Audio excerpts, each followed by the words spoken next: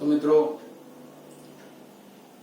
Alcohol phenol અને ether સંયોજનો ચેપ્ટરના આજના વિડીયોમાં આપણે આલ્કોહોલ અને ફિનોલ સંયોજનોની રાસાયણિક પ્રક્રિયાઓની શરૂઆત કરીશું।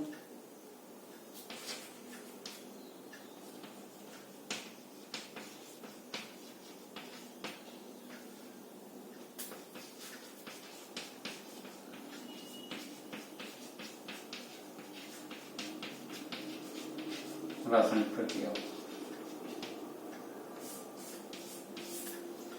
અને રાસાયણિક પ્રક્રિયાઓમાં સૌથી પહેલા જોઈશું કે આલ્કોહોલ સંયોજનો જે છે આ આલ્કોહોલ સંયોજનો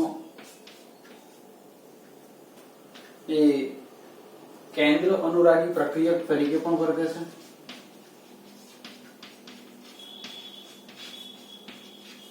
અને સાથે ઇલેક્ટ્રોન અનુરાગી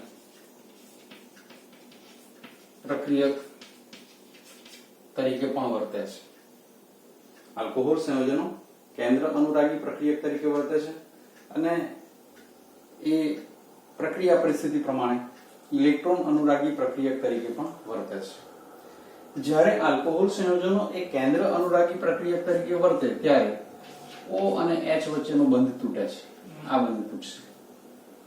જ્યારે આલ્કોહોલ સંયોજનો એ કેન્દ્ર અનુરાગી પ્રક્રિયક તરીકે વર્તશે ત્યારે O અને H વચ્ચેનો બંધ તૂટે। જો એ ઇલેક્ટ્રોન અનુરાગી પ્રક્રિયક તરીકે વર્તે તો C અને O વચ્ચેનો બંધ તૂટે। આલ્કોહોલ સંયોજનો એ વર્સેટાઇલ સંયોજનો કહી શકાય। એ એવા સંયોજનો છે કે જુદી જુદી પ્રક્રિયા પરિસ્થિતિમાં જુદી જુદી રીતે વર્તી શકે। કેન્દ્ર અનુરાગી તરીકે પણ વર્તે અને ઇલેક્ટ્રોન અનુરાગી તરીકે પણ વર્તે। જ્યારે કેન્દ્ર અનુરાગી પ્રક્રિયક તરીકે વર્તે ત્યારે સામે જે આપણી પાસે પ્રક્રિયક હોય ને એના પોઝિટિવ ચાર્જડ સાઇટ એ જગ્યાએ એ પરમાણુ ઉપર કે જ્યાં ધન વીજભાર હશે ઇલેક્ટ્રોન કેન્દ્ર અનુરાગી જ એને કહીએ છીએ આપણે કે જે ધનભાર પ્રત્યે આકર્ષિત થાય તો એ ધનભારિત આયન આગળ હુમલો કરશે, એક પોઝિટિવ ચાર્જ આગળ હુમલો કરશે, એને કેન્દ્ર અનુરાગી કહીશું। અને ઇલેક્ટ્રોન અનુરાગી હોય ત્યારે એને ઇલેક્ટ્રોન પ્રત્યે એટલે કે ઋણભાર પ્રત્યે આકર્ષણ હોય, એટલે જે જગ્યાએ ઋણભાર હાજર હોય એવા પરમાણુ પર હુમલો કરે। કેન્દ્ર અનુરાગી હશે ત્યારે O અને H વચ્ચેનો બંધ તૂટે। તમે જાણો છો આલ્કોહોલ કહેશો ત્યારે ROH, આ R એટલે અહીંયા કાર્બન હશે, જો કેન્દ્ર અનુરાગી પ્રક્રિયા તરીકે વર્તશે તો આ બંધ તૂટશે, H જશે, કોઈ નવો પરમાણુ આવશે, અને જો ઇલેક્ટ્રોન અનુરાગી તરીકે વર્તે આ બંધ એટલે કે CO વચ્ચેનો બંધ બ્રેક થાય। પહેલી વાત કરીએ આપણે કેન્દ્ર અનુરાગી પ્રક્રિયક એ તરીકે વર્તે છે ત્યારે શું થવાનું, તો જેમાં આલ્કોહોલ કેન્દ્ર અનુરાગી પ્રક્રિયક તરીકે વર્તે ત્યારે OH બંધ તૂટવાનું, OH બંધ તૂટે। RH એ આ પ્રમાણે જે કાર્બન એવી સાઇટ એવી જગ્યા કે જ્યાં કાર્બન પાસે પોઝિટિવ ચાર્જ હોય એવી જગ્યા ઉપર હુમલો કરશે, એટલે કે આ RH આલ્કોહોલ એ કેન્દ્ર અનુરાગી છે, પોઝિટિવ ચાર્જ આગળ એટ્રેક્ટ થાય અને આના ઉપર એટેક કરે અને જોડાય। ઓક્સિજન નેગેટિવ છે એ આ કાર્બન વડે આકર્ષાય। R O આ H ને હું અહીંયા લખી દઉં છું, C અને O અને C વચ્ચે બંધ બન્યો, જે કાર્બનના બંધ હતા એસિટીઝ આમ રહેશે। અને જ્યારે સેકન્ડ સ્ટેપ થશે ત્યારે આ ઓક્સિજન હવે પોઝિટિવ બનશે, કારણ કે એની પાસે જે બંધ છે એ 1 2 ને 3 થઈ ગયા, એટલે આ પોઝિટિવ હશે। બંધ થશે બ્રેક કયો, તો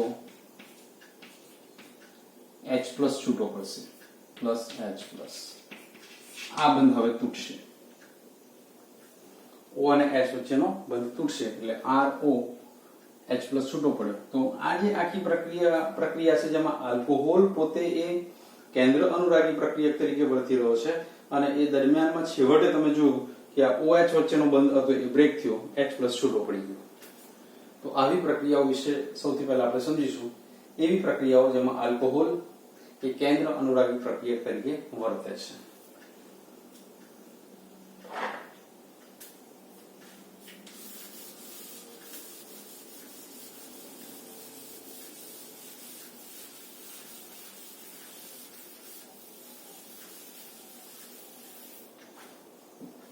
આલ્કોહોલ ફિનોલની રાસાયણિક પ્રક્રિયાઓ એવી પ્રક્રિયાઓ જેમાં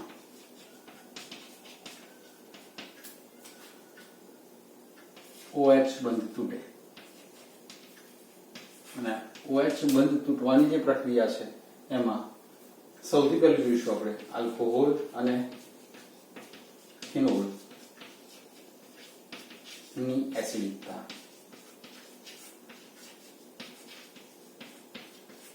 આલ્કોહોલ અને ફિનોલની એસિડિકતા.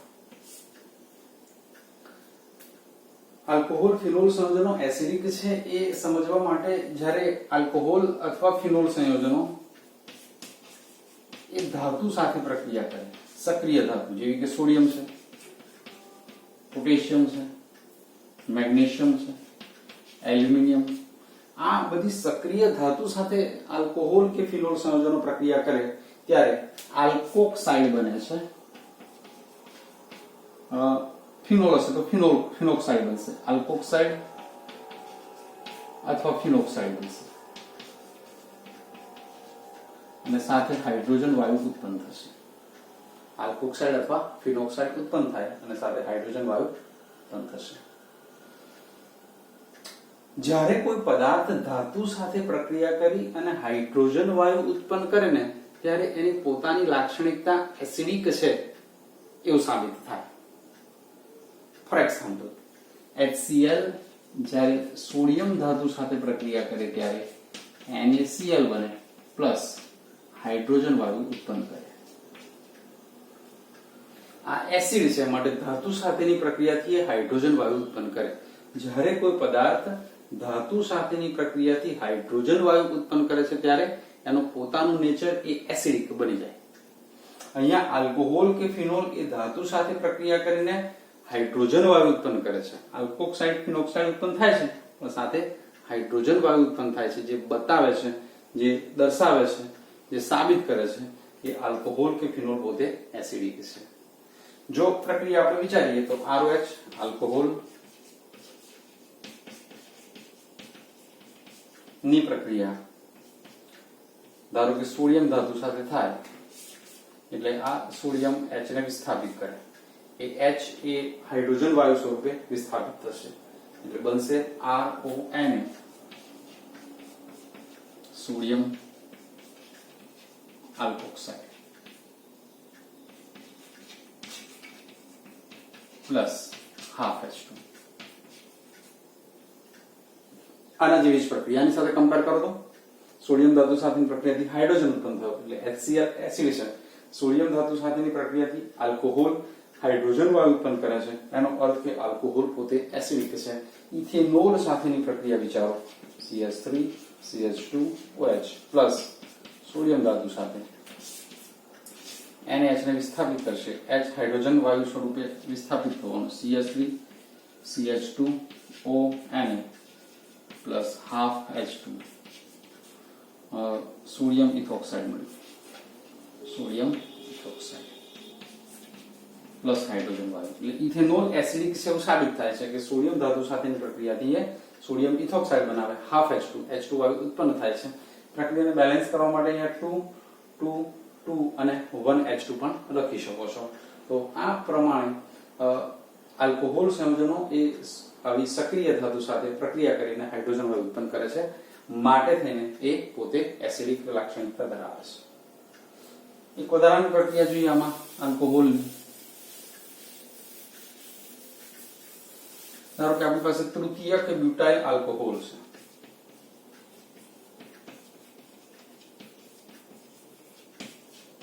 તૃતીયક ब्यूटाइल अल्कोहोल। आ तृतीयक ब्यूटाइल अल्कोहोलनी एल्युमिनियम धातु સાથે પ્રક્રિયા થાય ત્યારે આપણને જે નિપજ મળશે આવી મળશે CH3 C CH3 CH3 O અહીંયા Al હશે Al હશે। હવે એલ્યુમિનિયમનો ચાર્જ +3 છે Al +3 છે અને આ CH3 CH2O આ જેને કહેવાય -1 છે આ +3 આ -1 એટલે અહીંયા 3 કરવું પડે અહીંયા 3 કરીશું। સાથે સાથે આને પ્રક્રિયા દરમિયાન Al +3 છે અને આ -1 છે તો બેલેન્સ કરવા માટે પ્રક્રિયાને બેલેન્સ કરવા માટે હાઇડ્રોજન વાયુ તો ઉત્પન્ન થવાનો પણ આખી પ્રક્રિયાને બેલેન્સ કરવા માટે જો અહીંયા 6 કરી દઈએ તો આ 6 કરશો એટલે અહીંયા આને 2 કરવું પડશે આને 2 કરશો એલ્યુમિનિયમ 2 થયા છે હાઇડ્રોજન 6 છે એટલે 3H2 કરીશું। પ્રક્રિયાનું બેલેન્સિંગ એ જુદી બાબત છે ધારો કે તમે આ 3 એક એલ્યુમિનિયમ 1 અને 3/2H2 કરશો તો પણ વાંધો નથી પણ અહીંયા તમને જે નિપજ મળે છે તૃતીય કે બ્યુટાઇલ આલ્કોહોલમાંથી જે નિપજ મળી એ આ આલ્કોક્સાઇડ નિપજ મળી હાઇડ્રોજન વાયુ ઉત્પન્ન થયો અને માટે થઈને એ પોતે એસિડ છે એવું સાબિત થાય છે। તો આલ્કોહોલ સંયોજનો એ એસિડિક છે એ એની ધાતુ સાથેની પ્રક્રિયા વડે આપણે નક્કી કરી શકીએ। સાથે સાથે ફિનોલ સંયોજનોની પ્રક્રિયા હવે લખીશું। ફિનોલ સંયોજનોની પ્રક્રિયા ફિનોલ પણ એસિડિક લાક્ષણિકતા ધરાવે છે અને ફિનોલની એસિડિક લાક્ષણિકતા માટે જ્યારે ફિનોલ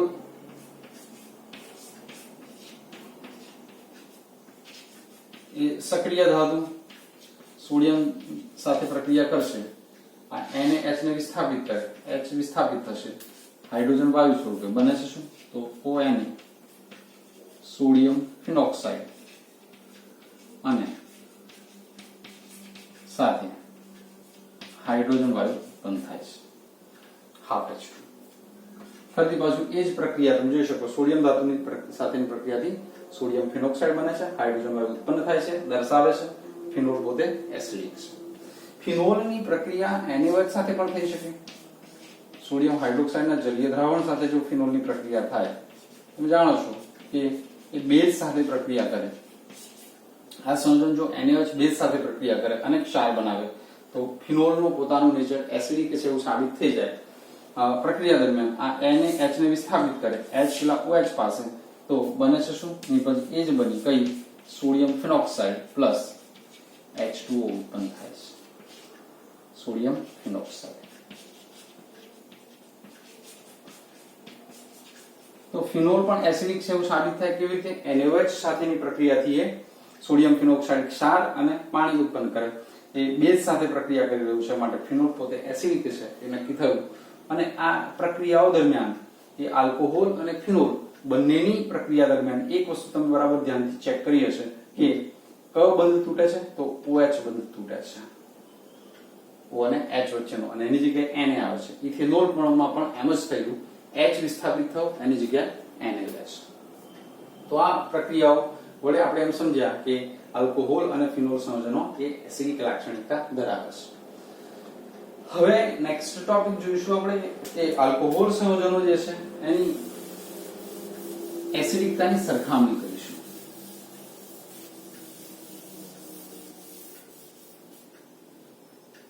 1 ડિગ્રી 2 ડિગ્રી 3 ડિગ્રી આલ્કોહોલની એસિડિકતાની સરખામણી। આલ્કોહોલ સંયોજનો એસિડિક છે એ આપણે જો હવે વાત કરીએ છીએ RCH2OH કહીશું તો OH ધરાવતો કાર્બન અન્ય એક કાર્બન સાથે એટલે 1 ડિગ્રી આલ્કોહોલ છે R CH અને OH 2 ડિગ્રી આલ્કોહોલ છે અને 3 R હોય R C અને 3 ડિગ્રી આલ્કોહોલ છે. OH વાળો કાર્બન અને એક કાર્બન સાથે 1 ડિગ્રી, OH વાળો કાર્બન 2 સાથે 2 ડિગ્રી, OH વાળો કાર્બન 3 સાથે 3 ડિગ્રી છે.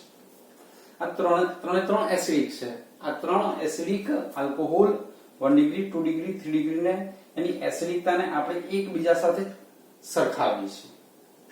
તો દરમિયાનમાં એક વસ્તુ એવી બનવાની કે આ જે સંયોજનો છે એમાં એસિડિકતા હોવાનું કારણ એ આ OH બંધની ધ્રુવીયતા છે. OH બંધ ધ્રુવીય છે.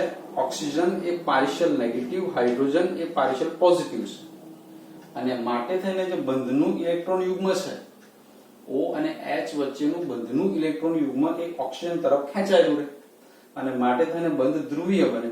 બંધ જેટલો વધારે ધ્રુવીય એટલો ઝડપથી, એટલો સરળતાથી H+ એ આયનીકરણ પામી શકે. જલીય દ્રાવણમાં તમે ઓગાળો ત્યારે આ H+ છૂટો પડે. એટલે ઇન શોર્ટ, OH બંધની ધ્રુવીયતા એ આલ્કોહોલની એસિડિકતાનું કારણ છે. જેટલો OH બંધ ધ્રુવીય એટલી એસિડિકતા વધારે. હવે જોજો, આ R એ આલ્કીલ છે. આ આલ્કીલ એટલે કે મિથાઇલ, ઇથાઇલ વગેરે. આ મિથાઇલ, ઇથાઇલ વગેરે સમૂહ એનું નેચર ઇલેક્ટ્રોન દાતા તરીકેનું છે. ઇલેક્ટ્રોન દાતા તરીકેનું છે. ઇલેક્ટ્રોન આપશે. અહીંયા 1 R ઇલેક્ટ્રોન આપશે, અહીંયા 2 R ઇલેક્ટ્રોન આપશે, અહીંયા 3 R ઇલેક્ટ્રોન આપશે. આ આલ્કીલ એ ઇલેક્ટ્રોન દાતા છે, ઇલેક્ટ્રોન આપે છે. આ ઇલેક્ટ્રોન આપશે એટલે થવાનું શું? તો આ ઓક્સિજનને ઇલેક્ટ્રોનની જરૂર હતી અને માટે થઈને એની વિદ્યુત ઋણતા વધારે હોવાને કારણે પેલા H હાઇડ્રો સહસંયોજક બંધના ઇલેક્ટ્રોન યુગ્મને પોતાની તરફ આકર્ષતું હતું. પણ એ જરૂરિયાત હવે R પૂરી કરે છે. જેટલો અહીંયાથી ઇલેક્ટ્રોન દાતા વધશે એટલે કે +I અસર જેને કહીએ છીએ આપણે, ઇન્ડક્ટિવ ઇફેક્ટ, પ્રેરક અસર. જેટલો R વધારે ઇલેક્ટ્રોન આપશે એટલી આ ધ્રુવીયતા ઘટશે. અહીંયા 1 R છે જે ઇલેક્ટ્રોન આપે છે, અહીંયા 2 R છે ઇલેક્ટ્રોન આપશે, એટલે આ ઓક્સિજનની ઇલેક્ટ્રોન લઈ લેવાની વૃત્તિ ઓછી થશે અને માટે થઈને OH બંધની ધ્રુવીયતા ઘટશે. અહીંયા 3 R ઇલેક્ટ્રોન યુગ્મ આપશે અને માટે થઈને આ OH બંધની ધ્રુવીયતા હજુ પણ ઓછી થશે. તો 1 ડિગ્રી થી 3 ડિગ્રી આલ્કોહોલ તરફ જતા જે OH બંધની ધ્રુવીયતા છે એ ક્રમશઃ ઘટે છે, કારણ કે આ +I અસર આલ્કીલ સમૂહ એની ક્રમશઃ વધતી જાય છે. અહીંયા +I અસર સૌથી ઓછી છે અને માટે થઈને આ જે ધ્રુવીયતા, આની ધ્રુવીયતા સૌથી વધારે હશે. જો એસિડિકતાની વાત કરીએ તો આ એસિડિકતા સૌથી વધારે હશે. 1 ડિગ્રી આલ્કોહોલની એસિડિકતા સૌથી વધારે હોય છે. પ્રશ્ન તમને જુદી રીતે પૂછાય કે નીચે તમને કેટલાક આલ્કોહોલ આપ્યા છે, એ આલ્કોહોલની એસિડિકતાની સરખામણી કરો. તમને આલ્કોહોલ આપ્યા CH3, CH2, CH2, CH2, OH. Butane 1 pole. બીજો છે CH3, CH, OH, CH2 અને CH3. બ્યુટેન 2 ઓલ એટલે કે 2 ડિગ્રી છે, આ 1 ડિગ્રી છે. CH3 C સાથે CH3, CH3, OH, 2 methyl propane 2 all. આ 1 ડિગ્રી, આ 2 ડિગ્રી, આ 3 ડિગ્રી. આ 1 ડિગ્રી થી 3 ડિગ્રી તરફ જશો તો સ્વાભાવિક રીતે 1 ડિગ્રીની એસિડિકતા સૌથી વધારે હોય છે. તો આ શોર્ટ ક્વેશ્ચન તરીકે તમને પૂછી શકાય. તમને 3 આલ્કોહોલ આપી દીધા હોય અને આ 3 આલ્કોહોલ સંયોજનોની એસિડિકતાની સરખામણી કરો. તમારે એક વસ્તુ એ બતાવવાની કે જેમ 1 ડિગ્રી થી 3 ડિગ્રી તરફ જઈશું એમ એસિડિકતા કેવી થશે? ઘટશે. અચ્છા, આ આલ્કોહોલ સંયોજનોની જે વાત છે ને, એ આલ્કોહોલ સંયોજનો એ પાણીની સરખામણીમાં ઓછા એસિડિક છે. જો એ H2O સાથે પ્રક્રિયા કરશે તો RO- અને SCO+ બને છે, પણ જો એની RO ની H2O સાથે પ્રક્રિયા કરીએ આપણે આ આલ્કોક્સાઇડની પાણી સાથે પ્રક્રિયા કરીએ તો પ્રક્રિયા દરમિયાન ROH અને OH માઇનસ બનશે. આ H પ્લસ અહીંથી અહીંયા આવશે એટલે કે આલ્કોક્સાઇડ આયનની પાણી સાથેની પ્રક્રિયાથી આલ્કોહોલ અને OH માઇનસ બને છે અને એ પાણીની સરખામણીમાં નિર્બળ એસિડ છે એવું આ પ્રક્રિયા વડે સાબિત કરી શકાય કારણ કે એ પાણીનો H પ્લસ પોતે સ્વીકારે છે. જો તમે જોશો તો એની બેઝિકતાની વાત કરીએ, આ એસિડિકતાની વાત તો થઈ. આલ્કોક્સાઇડ આયનની એસિડિકતા એ પાણી કરતા ઓછી છે પણ જો તમે CH3 CH2O માઇનસ ઇથોક્સાઇડ આયન છે અને આની સરખામણી સોડિયમ આલ્કોક્સાઇડની બેઝિકતાની વાત કરો છો, બેઝિકતા, તો આ સોડિયમ આલ્કોક્સાઇડ અથવા સોડિયમ ઇથોક્સાઇડની બેઝિકતા એ NaOH અને KOH જેવા પ્રબળ બેઝ કરતા વધારે છે. બે અગત્યના તારણ ફરીથી એક વખત બતાવી દઉં તો આલ્કોક્સાઇડ આયન એ પાણી કરતા ઓછા એસિડિક છે પણ એ જો ઇથોક્સાઇડ અથવા આલ્કોક્સાઇડ આયનને બેઝિકતાની વાત કરો છો કે NaOH અને KOH જેવા પ્રબળ બેઝ કરતા પણ વધી જાય છે.